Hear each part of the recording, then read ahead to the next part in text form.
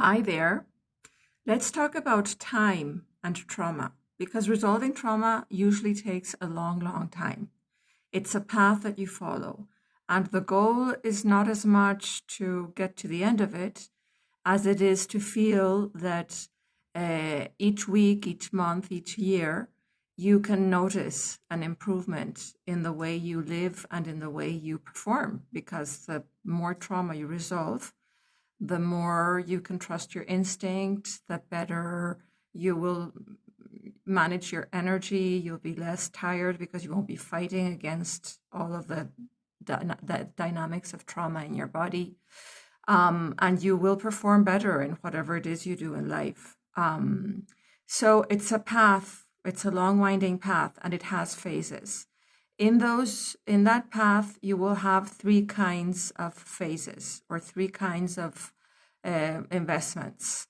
There's a part of trauma you can solve on your own, and you will do that by journaling, by observing yourself, by spending time once a week or once a month, looking at yourself, looking at your life, seeing what's going the way you want it to and what isn't, and how you are repeating mistakes. So there's an awareness that you can achieve on your own. There are levels of awareness that you cannot achieve on your own because they're blinded to you, because the trauma creates blind spots. It makes it invisible to you. And I can tell you, as a coach who works with lots of clients who have trauma, when I have to unblock my own trauma, sometimes I get to do interventions with a coach helping me or a therapist helping me. And after it, I know that's exactly what I would have done with my own client, but I couldn't do it for myself.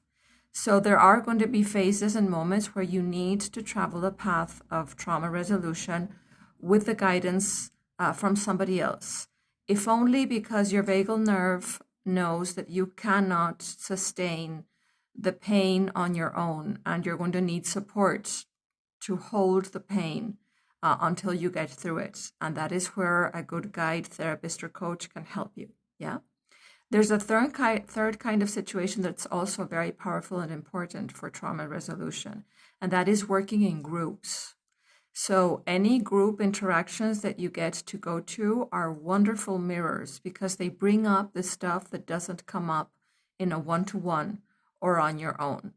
And they allow you to see yourself in an exaggerated way. The emotions that a group awakens in you, the stuff that it triggers, are more extreme. They're more overpowering because it's a question of numbers. It's a lot of other bodies triggering yours. So if it's 10 against 1, 5 against 1, even 3 against 1, there's a dynamic happening there that can bring up your reactions in a way that you can see them better. So yoga classes, mindfulness trainings, and any seminars related to personal growth, breathing techniques to work through emotions, all of those environments can be very helpful in getting you through the parts of the trauma you can't get through on your own, or you haven't been able to see working with a therapist or guide. What you want to see as you look at your entire path over the years is that you are combining these three kinds of spaces. Some people do not get a guide or a coach to walk with them for a few months. They kind of go and they pick from here and go to this guy and then go somewhere else. And that is always going to limit your growth because there isn't anybody who is seeing you on a sustained basis and who can identify patterns that an unknown person cannot identify the first time they see you. Yeah. So it's a big thing for many people because trauma, it cuts our ability to ask for help.